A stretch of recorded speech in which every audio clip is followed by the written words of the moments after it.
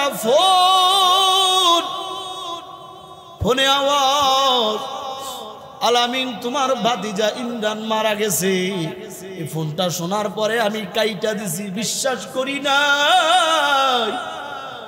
17 বছরের মাত্র যুবক, আমি মনে করছি দুষ্টামি করে। আবার যখন দ্বিতীয়বার ফোন দিছে, আলামিন তোমার ভাতিজা ইমরান মারা গেছে, কাজ করতেছিল সাদে কাজ, হঠাৎ করে ভাগ্যের নির্মম পরিহাস, ছাদ থেকে পইরার সঙ্গে সঙ্গে দুনিয়ার মায়া ত্যাগ করে চলে গেছে। রাত্রে 1টা বাজে যখন অ্যাম্বুলেন্স দিয়ে লাস্টে আমি বাড়িতে চলে যাই, ওর বয়সী 5-6 জন যুবক বেহুশ হইয়া পড়ে গেছে। 2 থেকে 250 মানুষ বাড়ির এলাকার আর কফিনটা ধরার জন্য পাগল পাড়া কান্নার আওয়াজ। ডাকতে বলে ইমরানের মধ্যে এত ভালো ছেলে গ্রামের মধ্যে কেউ নাই। ও কত একটা ভালো ছেলে বোঝাবার জন্য বলি, আমার জীবনে আমি বহুত জানাজা পড়েছি, বহুত মৃত্যুর সংবাদ চোখের সামনে দেখেছি। 8-9 জন ওলামায়ে কেরাম যখন লাশের সামনে দাঁড়াইয়া কথা বলল, কথা বলার পর আমাকে যখন লাস্টে কথা বলতে দেয়, আমি একবার ওর লাশের দিকে তাকাই, ওর বাবার চেহারার দিকে তাকাই। 2 মিনিট কথা বলার সঙ্গে সঙ্গে দেখি ওই মাঠের মধ্যে 3 জন আল্লাহর বান্দা বেহুশ হয়ে চিৎকার মেরে পড়ে গেছে। ওরা জানাজা পড়তে পারে নাই, আপন কেউ না, এলাকার মানুষ, চেয়ারম্যান থেকে শুরু করে গ্রামের ইউনিয়নের সমস্ত মানুষ এসেছে। যে 18 বছরের জিন্দেগিতে কারোর সাথে ধমকের কথা বলে নাই, অন্যায় করে নাই, অপরাধ করে নাই, একটা টাচ মোবাইল পর্যন্ত চালায় নাই। ওরে যুবক, আল্লাহ পাকের ফয়সালা কিছুই করার নাই। আমি আমার ভাই ওর বাবার সামনে যাইতে পারি না, কতক্ষণ হুশ, আবার কতক্ষণ বেহুশ হয়ে যায়। ওর মা তো বিশ্বাসই করে না আমার সন্তান মারা গেছে। ওর মা কান্দে না, কান্দে কান্দে এখন আর জ্ঞান নাই, বলে আমার সন্তান ঢাকা কাজ করে, আমার সন্তান মারা যায় নাই। ও যুবক, কেন বললাম কখন মারা যাবা, কোন অবস্থায় মারা যাবা কেউ জানে না, যিনি জানে তিনি কে? আরো জোরে বলেন কে? এই জন্য যুবক ভাইয়েরা পায়ে হাত দিয়া বলি, মুরব্বী বাবাজিরা পায়ে হাত দিয়া বলি, আজকে চাচা হইয়া ভাতিজার জানাজা পড়ার লাগলো, চাচা হয়ে ভাতিজার কবর জিয়ারত করা লাগলো, যেটা কখনোই কল্পনার ছিল না। কিন্তু আপনাদের কাছে তো আছে, আল্লাহ ওর কবরটাকে যেন জান্নাতের বাগান। এই জন্য মুসলমান ইমানদার, আপনার আমার জবান দিয়া কালেমা বের হোক, এটা আপনিও চাই, আমি চাই। তবে বান্দা চিন্তা করতে পারেন, মরার সময় ভালো হয়ে যাব, তওবা করে ভালো হয়ে যাব, এখনো তো অনেক বয়স বাকি আছে, মাত্র 15, 16, 17, 18, 20 বছর আমার বয়স, এত তাড়াতাড়ি মারা যাব না। মরার আগে তওবা করে ভালো হয়ে যাব। আমি আপনাদের কাছে জানতে চাই, মরার আগে তওবা করতে পারবো এই গ্যারান্টি কোনো আসেনি? কারণ আমি যে কখন মারা যাব এটা তো আমি নিজেও জানি না। ওরে যুবক, মৃত্যু এমন একটা জিনিস, আমি শুরুতেই বলেছি, এটা যার সাথে লেগে যায় দুনিয়ার সব আনন্দ মায়া সম্ভার সব বিচ্ছিন্ন হয়ে যায়। মানুষ যখন মারা যায় আমরা সান্ত্বনা দেই, এ আল্লাহর বান্দা ধৈর্য ধারণ করো, আল্লাহর কাছে দোয়া করো, নামাজ পড়ো। এই কথাটা বলা যতটা সহজ, কিন্তু যার আত্মীয় স্বজন সন্তান মারা যায় তাকে বুঝাবা তত সহজ না, ঠিক না বেঠিক? কুল্লু নাফসিন যায়িকাতুল মাউত, প্রত্যেকটা প্রাণীকে মৃত্যুর স্বাদ গ্রহণ করা লাগবে। তবে বান্দা, কখন মরবা, কোন অবস্থায় মরবা, দিনে মরবা না রাত্রে মরবা, সুস্থ অবস্থায় মারা যাবা না অসুস্থ হয়ে মারা যাবা, কেউ জানে না। যিনি জানে তার নামটা মুসলমান। আওয়াজ করে বলেন কে? আর একটু জোরে বলেন কে? চলে যেতে হবে, এটা ঠিক, তবে কখন, কোন অবস্থায়? বৃদ্ধ অবস্থায় মারা যাবা নাকি জুয়ান অবস্থায় মারা যাবা, শিশু অবস্থায় মারা যাবা না কিশোর অবস্থায় মারা যাবা, কেউ জানে না, যিনি জানে তিনি কে। তবে মুসলমান ইমানদার যারা যারা আল্লাহকে রব বলে স্বীকার করে, যারা দ্বীনকে ইসলাম ধর্ম বলে গ্রহণ করেছে, তারা মৃত্যু নিয়ে গবেষণা করে, মৃত্যু নিয়ে চিন্তা করে। কারণ মৃত্যু এমন একটা শব্দ, এই শব্দটা যদি কোনো মানুষকে অ্যাটাক করে, দুনিয়ার সমস্ত আরাম আয়ের ভালোবাসা রং তামাশা গাড়ি বাড়ি টাকা পয়সা সব থেকে মানুষকে বিচ্ছিন্ন করে দেয়। শব্দটার নাম হলো মৃত্যু। ঠিক না ভাই? ঠিক কি শব্দ? মৃত্যু। মৃত্যু শব্দটা এমন, যার জীবনে লেগে যায় তার দুনিয়ার সব কিছু সঙ্গে সঙ্গে বরবাদ হয়ে যায়। তবে মুসলমান ইমানদার আল্লাহর গোলাম, প্রতিটি প্রাণী মারা যাবে, প্রতিটি মাখলুক মারা যাবে, প্রতিটি মানুষ মারা যাবে। তবে মুসলমান আর অন্যান্য প্রাণীর মৃত্যু, মুসলমান আর বেদিনের মৃত্যু এক হতে পারে না। ব্যবধান আছে না নাই? যে নিজেকে মুসলমান দাবি করে তার মৃত্যু আর বেদিনের মৃত্যু এক না। এই পৃথিবীতে প্রতিটি মানুষ চায়, প্রতিটি মানুষ চায়, প্রতিটি মুসলমান চায় আমার মৃত্যুটা ভালোভাবে হোক, আমি যেন ধুকে ধুকে না মারা যাই, আমি যেন কষ্ট না পেয়ে মারা যাই, আমি যেন সুস্থ সুন্দরভাবে ঈমান নিয়ে মরতে পারি। এরকম আমরা চাই কি চাই না? এ মুসলমান ইমানদার, আইনামা তাকুনু ইদরিকুমুল মাউত ওয়ালাউ কুনতুম ফি বুরুজিম মুশাইয়্যিদা। আল্লাহ বলে, বান্দা মরণ থেকে পালাবার চেষ্টা করো, কিন্তু মরণ থেকে তুমি পালাইতে পারবা না। মরণ থেকে যতই পালাও, মরণ তোমায় লইবে ঘিরি। যদিও সুদূর আকাশ পানে সেথায় লাগিয়ে সিঁড়ি। এ দুনিয়া মিশে গলে ভাই, শুধু আসার খেলা ঘর। চোখ বুঝিলে বুঝবি রে মন, কে আপন আর কে বাপর। ঠিক না বেটি? এ দুনিয়া মায়ার বাঁধন, সবাই আপন, কিন্তু চক্ষু বন্ধ করার পর আসল আপনার পরের পরিচয় হয়, আসল আপনার পরের পার্থক্য হয়ে যায়। এই দুনিয়ার কোনো মানুষ আমার আপন না, কোনো বন্ধু বান্ধব ধন সম্পত্তি কিছুই আমার আপন না। এই দুনিয়ার মধ্যে আপন যদি বানাইতে হয়, সেটা হলো বান্দার জিন্দেগির নেক আমল। যে উদ্দেশ্যে রব আপনাকে আমাকে সৃষ্টি করেছেন, ওই উদ্দেশ্য অনুযায়ী যদি আপনি আমি দুনিয়ায় চলতে পারি, তাহলে হবে দুনিয়ার জিন্দেগি, হায়াতের জিন্দেগিটা হবে পরকাল জিন্দেগির জন্য একটি ভালো কল্যাণমূলক জিন্দেগি। আল্লাহ বলেন, মা খালাকতুল জিন্না ওয়াল ইনসা ইল্লা লিয়াবুদুন। দুনিয়ায় দুটি জাতি আমি আল্লাহ তাআলা সৃষ্টি করেছি, একটি হলো মানব জাতি আর একটি হলো জিন জাতি। এই দুটো জাতিকে আমি আল্লাহ তাআলা, আমি রব, আমার ইবাদতের জন্য বানিয়েছি। বাকি সমস্ত মাখলুক বান্দা তোমার জন্য বানিয়েছি। এ মুসলমান ইমানদার, এই দুনিয়ার জমিনে আপনি আমি যারা দুনিয়াতে আমরা এসেছি, দুনিয়াতে আসার আগে আমাদের একটা জগৎ ছিল, রূহের জগৎ। রূহের জগতে আল্লাহ রাব্বুল আলামিন সমস্ত মাখলুকাতকে প্রশ্ন করেছিলেন, আলাস্তু বিরাব্বিকুম, আমি কি তোমাদের প্রভু নয়? সবাই আমরা জবাব দিয়েছিলাম, ক্বালু বালা, আপনি আমাদের রব, আপনি আমাদের সৃষ্টিকর্তা।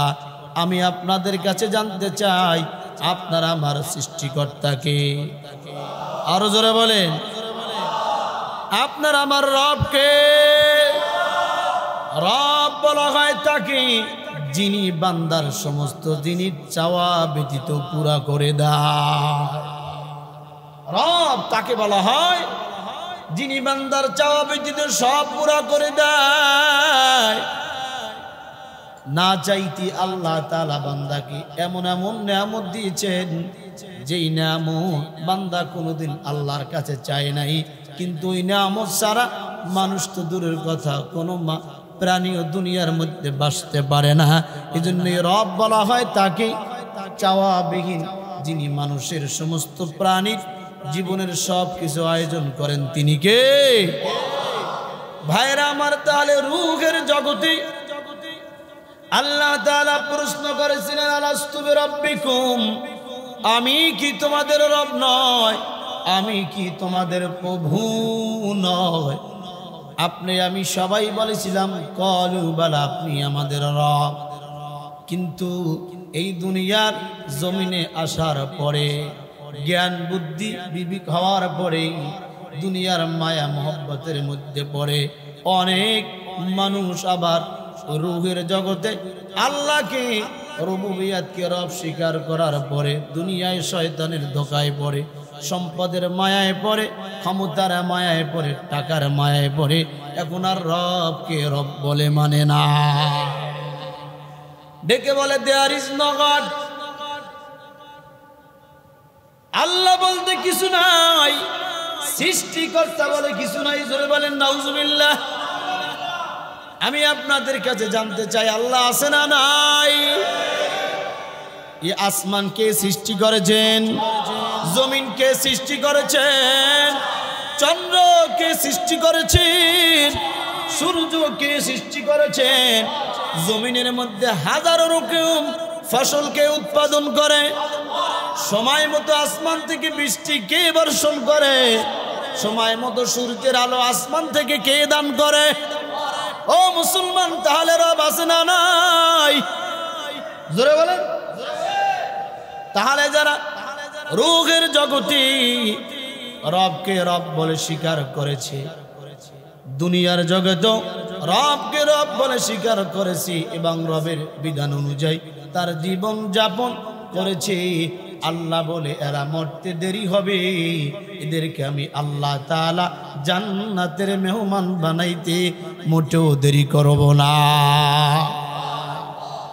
আল্লাহ বলে যারা রূহের জগতে আমি রবকে রব বলে স্বীকার করেছে, দুনিয়ার জগতে আসার পর আমি রবকে রব বলে স্বীকার করেছে, ইন্নাল্লাযীনা ক্বালু রাব্বুনাল্লাহ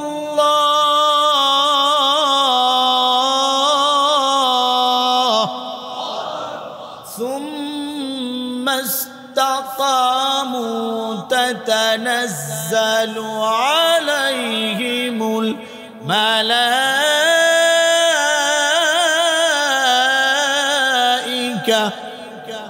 আল্লা তাখাফু ওয়া লা তাহজানু ওয়া আবশিরু বিল জান্নাহ وأبشروا بالجنة التي كنتم توعدون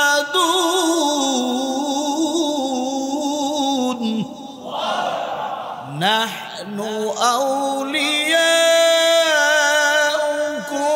في الحياة الدنيا وفي الآخرة ولكم فيها ما تشتهي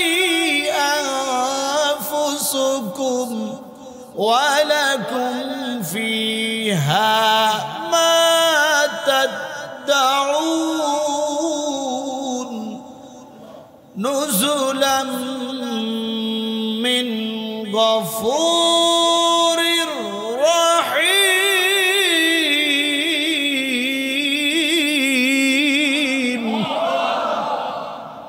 আল্লাহ বলেন ইন্নাল্লাযীনা ক্বালু রাব্বুনাল্লাহ,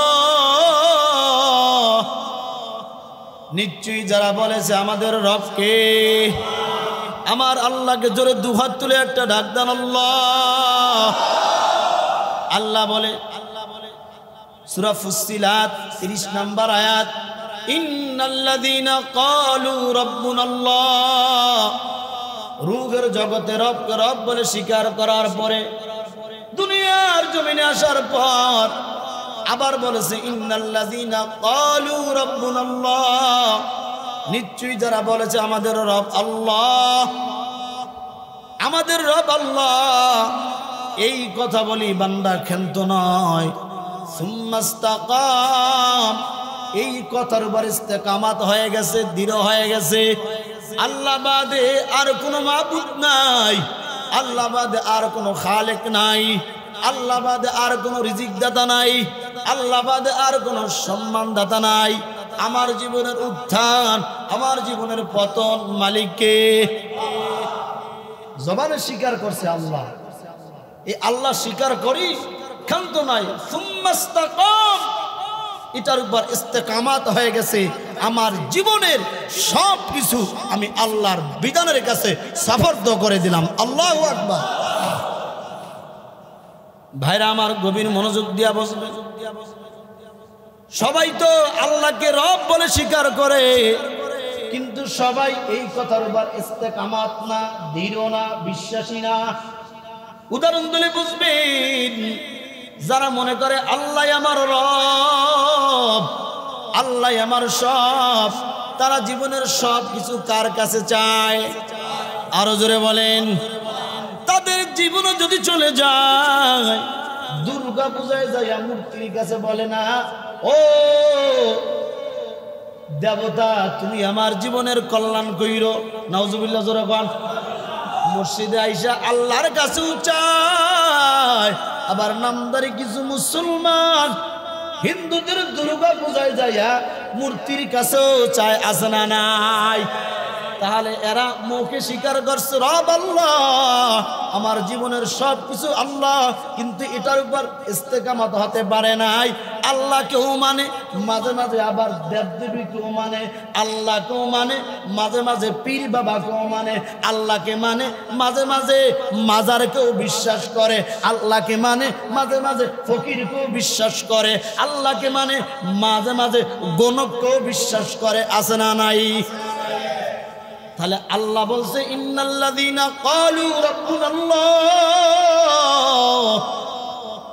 যারা বলেছে আমাদের রব আল্লাহ, সুম্মাস্তাকাম, এবং এই কথার উপর ইস্তেকামাত, ডানে যায় না, বামে যায় না, বিপদে পড়ছে ধৈর্য হারা হয় না, বলে আল্লাহ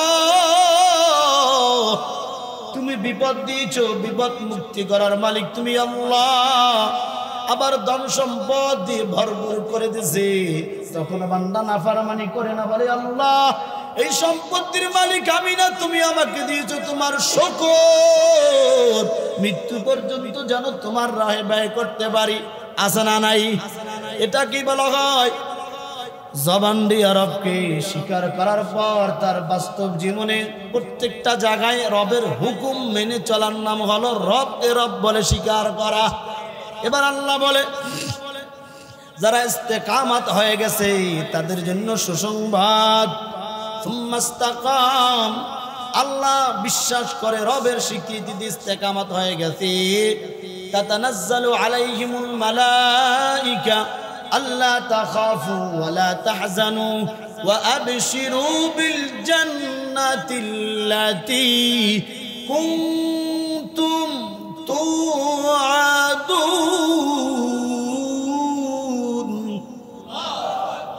যারা রবকে স্বীকার করে, রবের অবস্থায়, রবের স্বীকৃতি দেওয়ার অবস্থায় মৃত্যুবরণ করেছে, ওই মৃত্যুবরণ করার সময় তাতানাজ্জালু আলাইহিমুল মালাইকা, আল্লাহর রহমতের ফেরেশতারা ওই ব্যক্তির শিয়রে হাজির হয়ে যায়।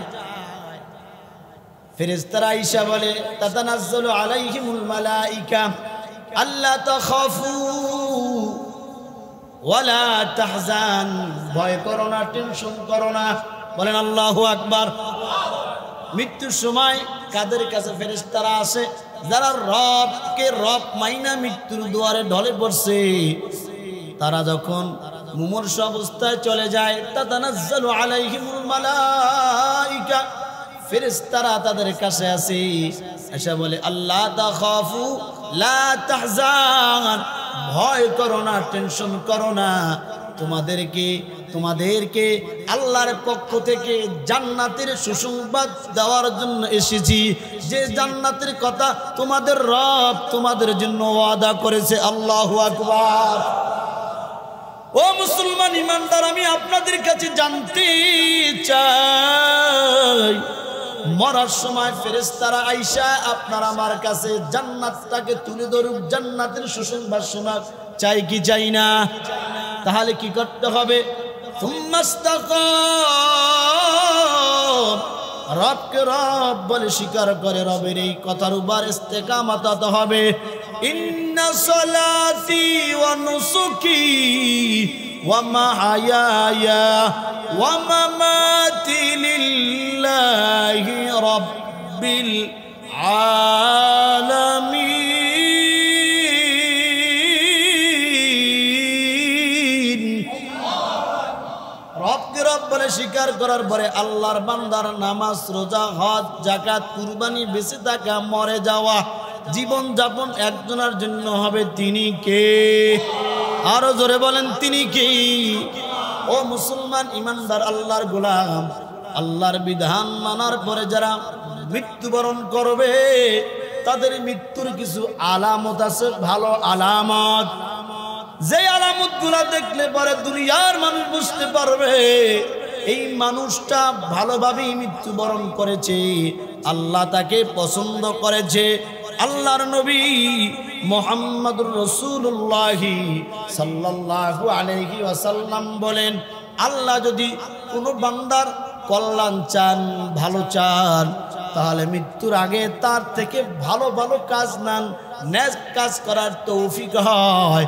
আল্লাহর নবী মুহাম্মদুর রাসূলুল্লাহ সাল্লাল্লাহু আলাইহি ওয়াসাল্লাম বলেন, আল্লাহ যদি কোনো বান্দার কল্যাণ চান, ভালো চান, মৃত্যুর আগে তার থেকে ভালো কাজ নেন, পাপ কাজ থেকে বান্দাকে বিরত রাখেন, নেক কাজ করার তৌফিক দান করেন। আর ওই বান্দা মরার সময় তার থেকে এমন কিছু আলামত প্রকাশ পায় যে আলামতগুলা দেখে দুনিয়ার মানুষ বুঝতে পারে এই মানুষটার মৃত্যু ভালো হয়েছে। এটাকে বলা হয় হুসনুল খাতিমা বা ভালো মৃত্যু। ওলামায়ে কেরাম বিভিন্ন হাদিস থেকে, আয়াত থেকে গবেষণা করে ভালো মৃত্যুর 12টা নমুনা প্রকাশ করেছেন। কয়টা? জোরে বলেন, কয়টা? হাদিস থেকে, আয়াত থেকে গবেষণা করে ওলামায়ে কেরাম 12টা ভালো মৃত্যুর আলামত প্রকাশ করেছেন, লিখেছেন। আরো অনেক আছে, কিন্তু যেই জিনিসগুলা প্রকাশ পাইলে পরে বান্দার মৃত্যুটা ভালো হয়েছে এটা বোঝা যাবে। এক্ষেত্রে কিছু কিছু আলামত আছে শুধু মৃত্যু ব্যক্তি নিজেই বুঝতে পারে, অন্য কেউ বুঝতে পারে না। আবার কিছু কিছু আলামত আছে যেগুলা তার সামনে যারা উপস্থিত থাকে অথবা দেখার পরে বুঝতে পারে। আল্লাহর নবী মুহাম্মদুর রাসূলুল্লাহ বলেছেন, যার মৃত্যুটা ঈমানের হালাতে হবে, মরতে দেরি হবে, আল্লাহর বান্দা জান্নাতে ঢুকতে দেরি হবে না। জোরে বলেন আল্লাহু আকবার। তাহলে ভালো মৃত্যুর কয়টা আলামত? জোরে বলেন, আরো জোরে বলেন। 1 নম্বর আলামত, ভালো মৃত্যুর 12টা আলামত। যেই আলামতগুলা দেখলে অথবা প্রকাশ পাইলে আপনি আমি বুঝতে পারবো মৃত্যুটা ভালো হয়েছে, আল্লাহর বান্দাকে আল্লাহ পছন্দ করেছে। 1 নম্বর, মৃত্যুর সময় যদি কোনো ব্যক্তির জবান দেয়া বের হয় লা ইলাহা ইল্লাল্লাহু মুহাম্মাদুর রাসূলুল্লাহ, সঙ্গে সঙ্গে মরার সঙ্গে সঙ্গে জান্নাতের মেহমান বানিয়ে দেবে কে? আল্লাহর নবী বলেন, যেই বান্দার আখিরি কালাম হবে লা ইলাহা ইল্লাল্লাহ মুহাম্মাদুর রাসূলুল্লাহ দাখালাল জান্নাহ, যেই বান্দার শেষ কথা হবে কালিমাতুত তাইয়্যিবা, ওই বান্দা মরতে দেরি হবে, জান্নাতে ঢুকাইতে আমার আল্লাহ মোটেও দেরি করবে না। ও ও মুসলমান, আল্লাহর নবী মুহাম্মদ রাসূলুল্লাহ সাল্লাল্লাহু আলাইহি ওয়াসাল্লাম এক হাদিসের মধ্যে বলেন, ইন্নামাল আমালু বিল খাওয়াতিম, বান্দার শেষ আমলটাই নির্ভরযোগ্য। সারা জীবন অন্যায় করেছে, অপরাধ করেছে, গুনাহ করেছে, আল্লাহর নাফরমানি করছে, আল্লাহর বিধান মানে নাই, নবীর সুন্নাত মোতাবেক চলে নাই, কিন্তু শেষ জীবনে আল্লাহ বান্দার কল্যাণ চেয়েছেন। মৃত্যুর আগে আল্লাহর বান্দা 5 ওয়াক্ত নামাজি হয়ে গেছে, গালের মধ্যে দাড়ি রেখে দিয়েছে, সুদের কারবার ছেড়ে দিয়েছে, ঘুষের কারবার ছেড়ে দিয়েছে, অন্যায় অপরাধ সব ছেড়ে দিয়েছে। এখন আল্লাহ ছাড়া কিছু বোঝে না, নবী ছাড়া কিছু বোঝে না, নামাজ ছাড়া কিছু বোঝে না, জিকির ছাড়া কিছু বোঝে না, এমন বান্দা আছে না নাই? কথা বলেন, আছে না নাই? এজন্য নবী বলেন, ইন্নামাল আমালু বিল খাওয়াতিম, বান্দার শেষ আমলটাই হবে আল্লাহর কাছে গ্রহণযোগ্য। তাহলে যেই বান্দার মৃত্যুর সময় জবান দিয়ে বের হবে লা ইলাহা ইল্লাল্লাহ দাখালাল জান্নাহ, সঙ্গে সঙ্গে জান্নাতের ফয়সালা করে দিবে কে?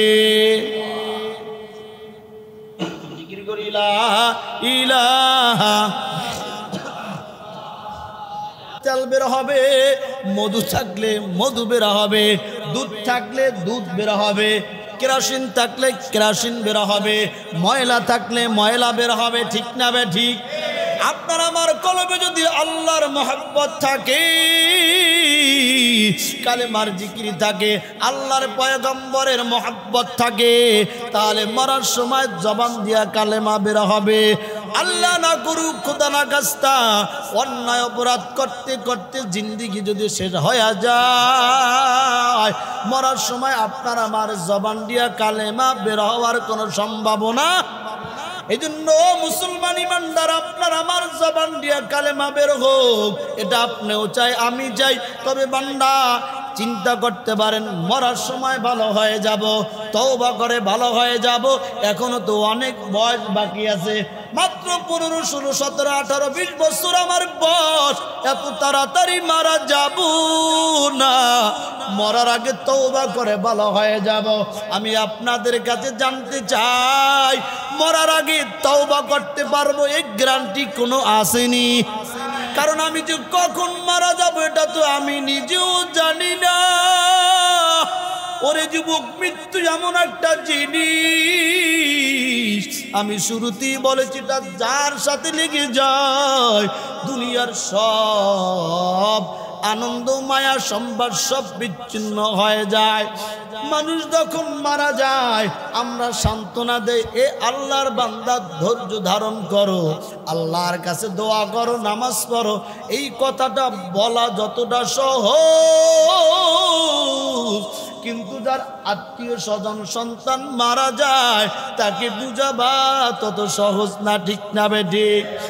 আপনারা হয়তো কেন বলতেছি শুনেছেন, গত জুমা আমি পড়াইতে পারি নাই। ও যুবক, কখন মারা যাবা বুঝাবার জন্য বলি, গভীর মনোযোগ দিয়া শোনো। তওবা করার সুযোগ পাবা এমন কোনো গ্যারান্টি নাই। গত জুমা পড়াইতে পারি নাই, গত বৃহস্পতিবার সকালবেলা হঠাৎ করে আমার মোবাইলে একটা ফোনে আওয়াজ, আলামিন তোমার ভাতিজা ইমরান মারা গেছে। এই ফোনটা শোনার পরে আমি কাইটা দিছি, বিশ্বাস করি না। 17 বছরের মাত্র যুবক, আমি মনে করছি দুষ্টামি করে। আবার যখন দ্বিতীয়বার ফোন দিছে, আলামিন তোমার ভাতিজা ইমরান মারা গেছে, কাজ করতেছিল সাদে কাজ, হঠাৎ করে ভাগ্যের নির্মম পরিহাস, ছাদ থেকে পইরার সঙ্গে সঙ্গে দুনিয়ার মায়া ত্যাগ করে চলে গেছে। যখন আমি শুনলাম আমার হ্যাং হয়ে গেছি, কোনো কথা জবান দিয়া বের হয় না। সঙ্গে সঙ্গে সেই মৃত্যুর হাসপাতালে চলে গেছি। ভেজালের কোনো শেষ নাই। এই দুনিয়ায় ভাতিজার মৃত্যু দিয়া অনেক কিছু শিখলাম আর জানলাম। দুনিয়ার মানুষ সুরাতে দেখা যায় মানুষ, কিন্তু আপনি যখন হসপিটালে যাইবেন, থানায় যাইবেন, কোর্ট কাছারিতে যাইবেন, ওই মানুষগুলা দেখতে মানুষ হলো, এদের মধ্যে কোনো মানুষত্ব বোধ নাই। ভাতিজার লাশকে দেখার পরে একটা চিৎকার, মনকে বুঝায়ও ভাতিজা 17 বছর বয়সে দুনিয়ার মায়া ত্যাগ করে চলে গেল, ভালো মন্দ কিছু দুনিয়ার দেখতে পারলি না। মা বাবা আশা করে সন্তান জানাজা পড়াইবে, কিন্তু এই পৃথিবীর মধ্যে সবচেয়ে দামি বস্তু, দামি ভারী বোঝার নাম হলো বাবা। আর কাঁদি সন্তানের লাশ। কিন্তু আমি আশ্চর্য হলাম, এই 18 বছর 17 বছরের যুবক মানুষের মধ্যে এত মায়া সৃষ্টি করেছে। রাত্রে 1টা বাজে যখন অ্যাম্বুলেন্স দিয়ে লাশটি আমি বাড়িতে চলে যাই, ওর বয়সী 5-6 জন যুবক বেহুশ হইয়া পড়ে গেছে। 2 থেকে 250 মানুষ বাড়ির এলাকার আর কফিনটা ধরার জন্য পাগল পাড়া কান্নার আওয়াজ। ডাকতে বলে, ইমরানের মধ্যে এত ভালো ছেলে গ্রামের মধ্যে কেউ নাই। ও কত একটা ভালো ছেলে বোঝাবার জন্য বলি, আমার জীবনে আমি বহুত জানাজা পড়েছি, বহুত মৃত্যুর সংবাদ চোখের সামনে দেখেছি। 8-9 জন ওলামায়ে কেরাম যখন লাশের সামনে দাঁড়াইয়া কথা বলল, কথা বলার পর আমাকে যখন লাশটি কথা বলতে দেয়, আমি একবার ওর লাশের দিকে তাকাই, ওর বাবার চেহারার দিকে তাকাই। 2 মিনিট কথা বলার সঙ্গে সঙ্গে দেখি ওই মাঠের মধ্যে 3 জন আল্লাহর বান্দা বেহুশ হয়ে চিৎকার মেরে পড়ে গেছে।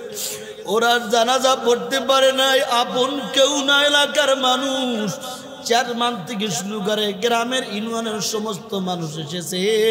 যে 18 বছরের জিন্দেগিতে কারোর সাথে ধমকের কথা বলে নাই, অন্যায় করে নাই, অপরাধ করে নাই, একটা টাচ মোবাইল পর্যন্ত চালায় নাই। ওরে যুবক, আল্লাহ পাকের ফয়সালা কিছুই করার নাই। আমি আমার ভাই ওর বাবার সামনে যাইতে পারি না, কতক্ষণ হুশ, আবার কতক্ষণ বেহুশ হয়ে যায়। ওর মা তো বিশ্বাসই করে না আমার সন্তান মারা গেছে। ওর মা কান্দে না, কান্দে কান্দে এখন আর জ্ঞান নাই, বলে আমার সন্তান ঢাকা কাজ করে, আমার সন্তান মারা যায় নাই। ও যুবক, কেন বললাম কখন মারা যাবা, কোন অবস্থায় মারা যাবা কেউ জানে না, যিনি জানে তিনি কে? আরো জোরে বলেন কে?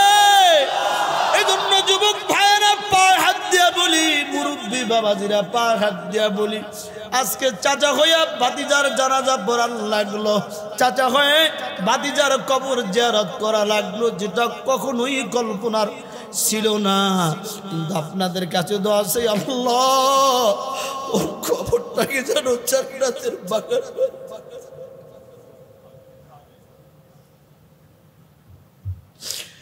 সবচেয়ে কষ্ট পাইছি বৃহস্পতিবার সকাল টাইমে মারা গেছে, জানাজা দিছি শনিবার সকাল 8টায়। হাসপাতালের মধ্যে সব মানুষগুলা দালাল, দাড়িওয়ালা দেখি, টুপিওয়ালা দেখি, একটা লোক সত্য কথা বলে না। থানায় গেলাম, থানার লোকেরা আমাদের দিকে তাকাই না। ওই যে মালিক পক্ষ টাকা খাওয়াইয়া জবান বন্ধ করে রেখেছে। আমি থানার দারোগার সামনে টেবিলে বসে বসছি, দারোগা সাহেব আপনি সম্মানের চেয়ারে আছেন, পুলিশের চাকরি করেন, আপনারা সব জায়গায় রাখেন পুলিশ, আপনারা পুলিশ জনগণের সেবক, কিন্তু আমার 4টা-5টা ঘন্টা হয়ে গেল আপনি কথাই বলেন না। আমি কিন্তু মসজিদে ইমামতি করি, শত শত মানুষের জানাজা পড়াই, শত শত মানুষ আমাদের কথা শোনে। দারোগা সাহেব আপনিও মারা যাবেন, আপনার সঙ্গীরাও মারা যাবে, আপনার বাবাও মারা যাবে, যাদের টাকা খাইয়া আপনি কথা বলেন না তারাও মারা যাবে। এই কথা বলার পরে দারোগা বলে, হুজুর আপনি কি বলতে চান? আমি বললাম মামলা চাই না, দলাদলি চাই না, আপোষে মীমাংসা করে লাশটা বাড়ি পাঠাবার ব্যবস্থা করেন। তারপরও কানে পানি যায় নাই। যখন আমার এক চাচা ডিজিএফআই, উনি যখন ফোন দিয়েছে তখন সার শুরু করছে। এই জায়গার লোকগুলো কত খারাপ। আপনাদেরকে একটা কথা বলি, আমি 1টা অথবা 100টায় মর্গে গেছি, যাই দেখি ভাতিজার লাশ ওরা ফালায় রাখছে। পুলিশের তদন্ত ছাড়া লাশ কোনোভাবেই দেবে না। পোস্টমর্টম ছাড়া কোনোভাবেই দেবে। ঠিক আছে, গেলাম। ওর নাম হলো মিলন। মিটপুর হাসপাতালে দেখবেন মর্গে মিলনের নাম্বারও আছে। আমি বললাম ভাই দাড়িওয়ালা টুপিওয়ালা কি করতে হইব? হুজুর থানায় যান আর লাশকে বরফ দিতে হবে। কি করতে হবে? 1800 টাকা দেন, একটা অথবা 100টায়। আর আমি 1800 টাকা দিছি বরফ দেওয়ার জন্য। রাত্রে 9টা বাজে থানা থেকে ফোন দিছি, ভাই লাশে কি বরফ দিচ্ছেন? কয় বরফ মাত্র আসতেছে। কি বুঝলেন? টাকা দিচ্ছি 100টায় অথবা 1টায়। রাত্রে 9টায় ফোন দেওয়ার পরে বলে যে বরফ কেবল আসতেছে। এরা কত বড় প্রতারক! অর্থাৎ আমার চোখের পানি তার পকেটের টাকা যাওয়ার ধান্দা। কথা বলে ঠিক না ভাই? ঠিক। অফিস আদালতে যাইবেন, আপনার পেরেশানি আপনার হয়রানি তার টাকা কামানোর মাধ্যমে। আল্লাহ এদেরকে সহি বুঝ দান করেন, জোরে বলেন আমিন। এরপরে হইল কি?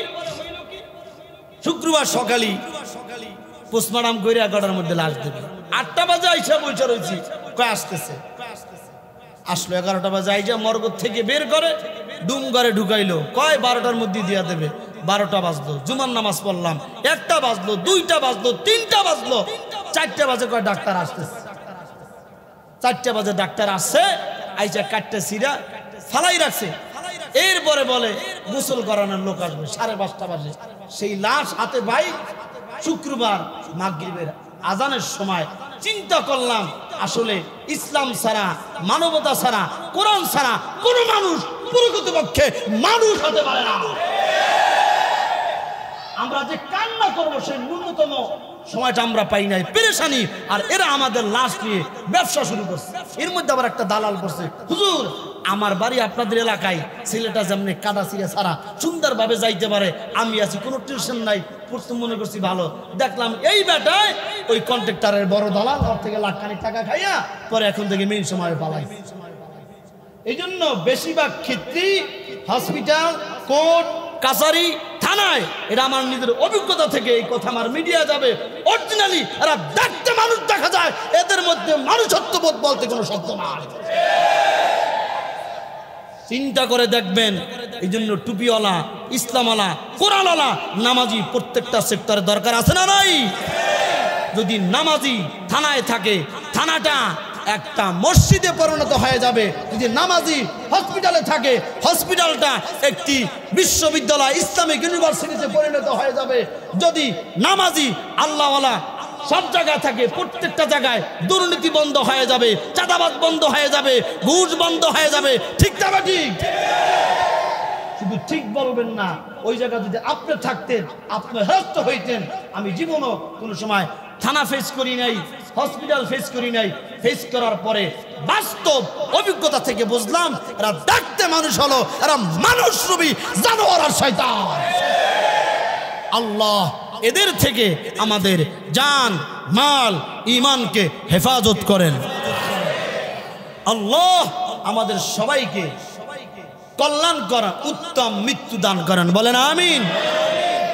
ভাইয়েরা আমার, বলেছিলাম যারা রবকে রব বলে রূহের জগতে স্বীকার করেছে, দুনিয়াতে আসার পরে যারা রবকে রব বলে স্বীকার করেছে, এরা মৃত্যুর সময় এদের কাছে ফেরেশতা চলে আসে, এদেরকে জান্নাতের সুসংবাদ শোনায় আর বলে তোমাদের সাথে তোমাদের রব যে জান্নাতের ওয়াদা করেছিল সে জান্নাত তোমাদের সামনে তুলে ধরা হলো। আল্লাহু আকবার। তাহলে এই মানুষগুলা যখন মারা যায়, কোরআন হাদিস থেকে রিসার্চ করে মানুষের ভালো মৃত্যুর আলামত 12টা বের করছে। কয়টা? জোরে বলেন কয়টা? 1 নম্বর হলো মৃত্যুর সময় যদি জবান দিয়ে বের হয় লা ইলাহা ইল্লাল্লাহু মুহাম্মাদুর রাসূলুল্লাহ, পয়গম্বর বলেন বান্দার শেষ কথা যখন হবে লা ইলাহা ইল্লাল্লাহ দাখালাল জান্নাহ, ওই বান্দা নিশ্চিত জান্নাতে চলে যাবে। আল্লাহর নবী বলেন ইন্নামাল আমালু বিল খাওয়াতিম, বান্দার শেষ আমলটাই আল্লাহর কাছে নির্ভরযোগ্য। শেষ অবস্থায় যে ভালো অবস্থায় মৃত্যুবরণ করতে পারবে তার জীবনটা ধন্য হয়ে যাবে। আর শেষ অবস্থাটা যদি খারাপ হয়, বেনামাজি, সুদখোর, ঘুষখোর, জুয়াখোর, মদখোর অবস্থায় হয়, মরতে দেরি হবে, জাহান্নামে যেতে দেরি হবে না। এই জন্য যুবক ভাইরা, বিরুদ্ধ বাবাজিরা, শেষ অবস্থাটা আমাদের ভালো হোক আমরা চাই কি চাই না? তবে শেষ অবস্থাটা কোন দিন শেষ হবে এটা আপনিও জানেন না, আমিও জানি না, দুনিয়ার কেউ জানি না। এই জন্য প্রতিটা মুহূর্তকে, প্রত্যেকটা সময়টাকে, প্রত্যেকটা মুহূর্তকে শেষ মুহূর্ত মনে করতে হবে, মনে করতে হবে। আজকের শুক্রবারের জুমাটাই আমার জীবনের শেষ জুমা। আজকে শুক্রবারের আসরের নামাজটাই আমার জীবনের শেষ নামাজ। আজকে শুক্রবারের মাগরিবের নামাজটাই আমার জীবনের শেষ নামাজ। শুক্রবারের এশারের নামাজটাই আমার জীবনের শেষ নামাজ। শনিবারের ফজরের নামাজটাই আমার জীবনের শেষ নামাজ। কথা বলেন ঠিক না বা ঠিক? এইরকম যদি আপনি আমি অন্তরে ঢুকাইতে পারি, আল্লাহর কসম করে বলি, মরার সময় মুখ দিয়া কোনো দল নেতা নেত্রীর নাম বের হবে না। আল্লাহ চায় হেতু জবান দিয়া কালেমা বের করে দিবে, লা ইলাহা ইল্লাল্লাহু মুহাম্মাদুর রাসূলুল্লাহ।